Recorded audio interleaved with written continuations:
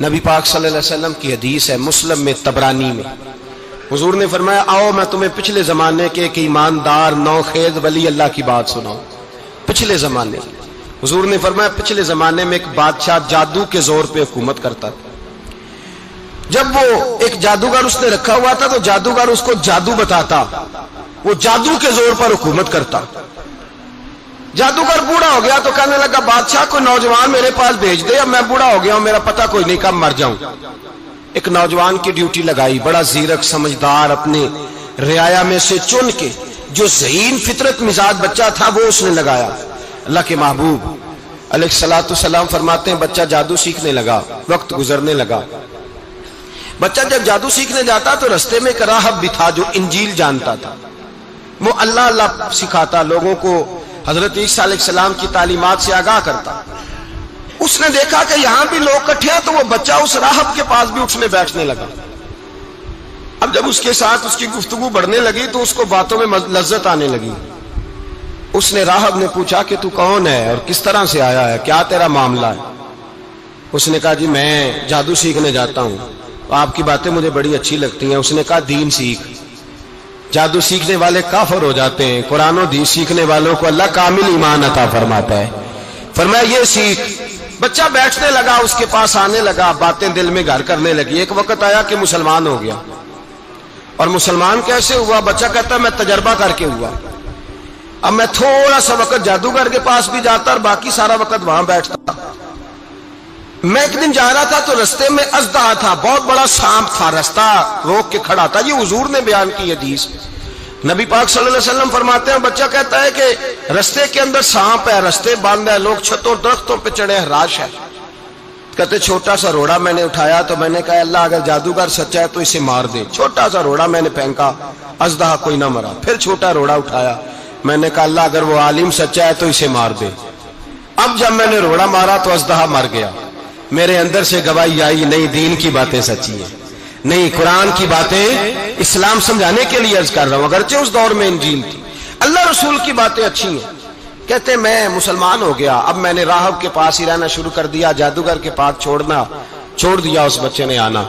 بادشاہ پوچھتا کہاں زیادہ وقت گزارتے ہو تو وہ بات گول کر دیتا، وقت تیزی سے بڑھنے لگا۔ اللہ نے اس نوجوان میں طاقت پیدا کر دی، اب وہ اس کے اندر نا اللہ نے توانائی روحانیت پیدا کر دی، ابھی جوان ہے، 14-15 سال عمر ہے۔ اللہ نے اب جو بیمار بھی آتا وہ دعا کرتا تو اللہ صحت عطا کر دیتا، جو بھی آتا۔ بادشاہ کا ایک درباری تھا، بادشاہ کو پنکھا جلتا تھا، وہ اندھا ہو گیا، کوئی ایسی تکلیف آئی کہ نابینا ہو گیا، بڑے علاج کرائے شفا نہیں ہوئی۔ کسی نے اس بچے کا پتہ بتایا کانوں میں، اس کے پاس گیا تو بچہ کہنے لگا شفا تو ہو جائے گی پر کلمہ پڑھنا پڑے گا، مسلمان ہونا پڑے گا، جس پیغمبر کا میں غلام ہوں تجھے بھی بننا پڑے گا، دین پہ عمل کرنا پڑے گا، اللہ شفا دیتا ہے۔ اس نے کہا تو مجھے کلمہ پڑھا، مجھے شفا دے، میں تیار ہوں۔ اس نے کہا شفا تو اللہ دیتا ہے۔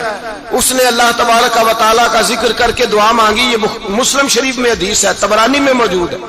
اللہ نے اسے شفا دی، اس نے کلمہ پڑھنا شروع کر دیا۔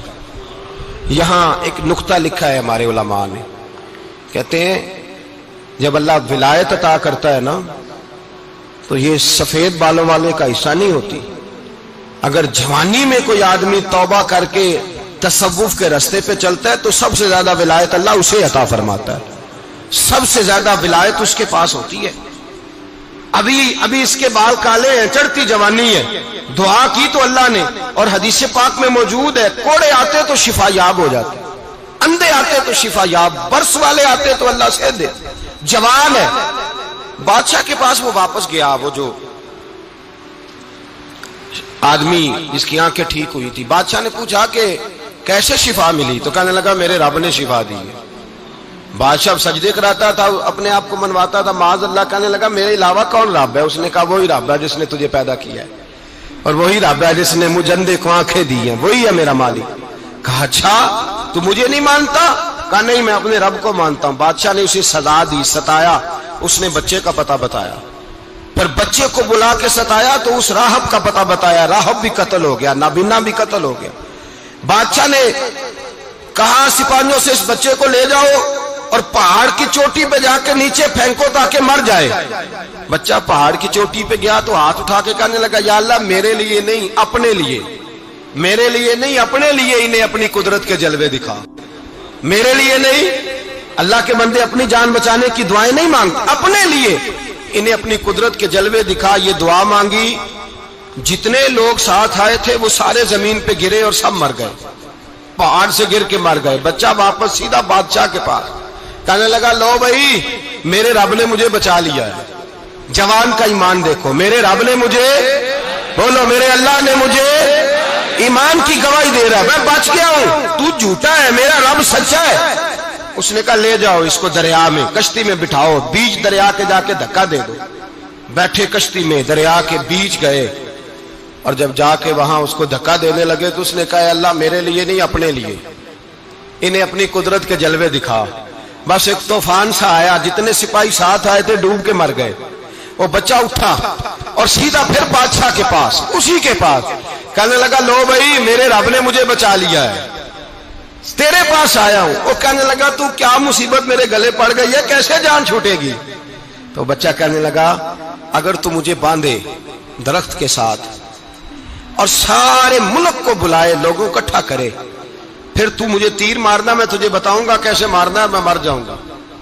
اللہ کا بندہ نوجوان ایمان دیکھو، مرنے کے طریقے بتا رہا ہے، میں تجھے بتاؤں گا میں کیسے مروں گا. یہ بات کہی، بادشاہ نے سارا مجمع جمع کیا، ملک سارا باہر آ گیا، درخت کے ساتھ باندھ دیا. کہنے لگا بھائی لوگوں یہ مجھے مارنا چاہتا تھا، مار نہیں سکا، اب میں اسے بتانے لگا ہوں کہ میں کیسے مروں گا. اسے کہو جب تیر مارے تو ساتھ میرے رب کا نام بھی لے، میں اپنے رب کے نام پہ جان دوں گا، ایمان کی پختگی میں اللہ کے نام پر جان دوں گا. اسے کہو رب کے نام پہ مارے، مر جاؤں گا. بادشاہ نے اللہ کہہ کے تیر مارا، پیشانی میں لگا، بچے کی روح پرواز کر گئی. جتنا مجمع کھڑا تھا سارا کلمہ پڑھ کے مسلمان ہو گئے، سارے مسلمان ہو گئے سارے. میرے رسول پاک سید عالم صلی اللہ علیہ وسلم نے نوجوانوں کو بتایا جب تمہارے اندر ایمان کی قوت آئے گی تو اللہ تمہاری مدد کرے. فرمایا وہ نوخیز ولی تھا، ابھی جوان رانا تھا، ابھی اس کی پیشانی پر جوانی کے آثار تھے، لیکن اس نے اللہ کو راضی کیا، رب کریم کو راضی. ولایت کا مطلب بڑھاپا نہیں، ولایت کا مطلب وہ نہیں کہ جب بڑا لمبا وقت گزر جائے تو پھر آدمی آئے کہ نہیں اب کیا کرنا ہے، اب مسجد ہی ہے، اب تو اس کے علاوہ گزارا ہی کوئی نہیں. تو اس وقت کا آنا اللہ کی بارگاہ میں قبول تو ہے، لیکن شاباشی اسی کو ملتی ہے جو جوانی کا وقت آئے، جو عین اس وقت آئے جو وقت میرے رسول پاک علیہ السلام کے غلام عبداللہ ابن عمر، حضرت عبداللہ ابن عمر رضی اللہ تعالیٰ عنہ فرماتے ہیں کہ میں نکلا، مجھے سفر کے لیے جانا تھا، تو تھوڑی سی کھجوریں، تھوڑا سا سرکہ، ایک شہد کی بوتل، چیزیں میں نے سفر کے لیے ساتھ رکھ لی. میں جب مدینے سے باہر صحرا میں نکلا نا تو رمضان نہیں تھا، غیر رمضان تھا. میں نے ایک نوجوان کو دیکھا بکریاں چرا رہا ہے، بکریاں چرا رہا ہے. اے جوان، آپ فرماتے ہیں اس کا چہرہ بڑا نورانیت والا، گرد پڑی ہوئی پر بڑا حسین.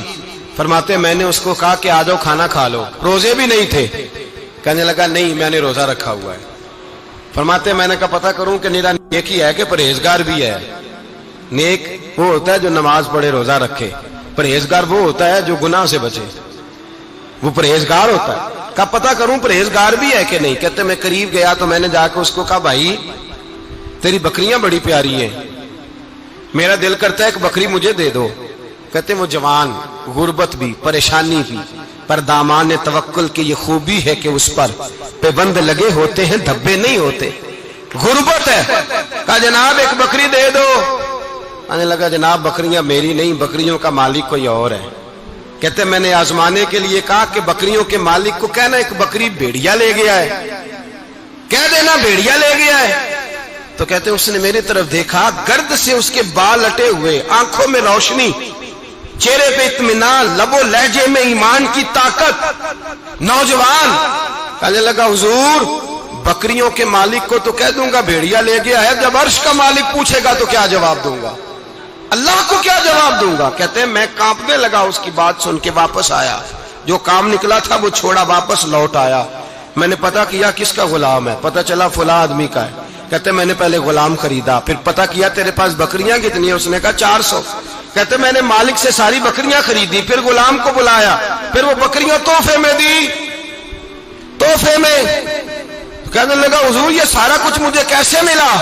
میں نے کہا تیرا ایمان بڑا پختہ تھا تو میرے رب نے تجھے انعام عطا فرمایا۔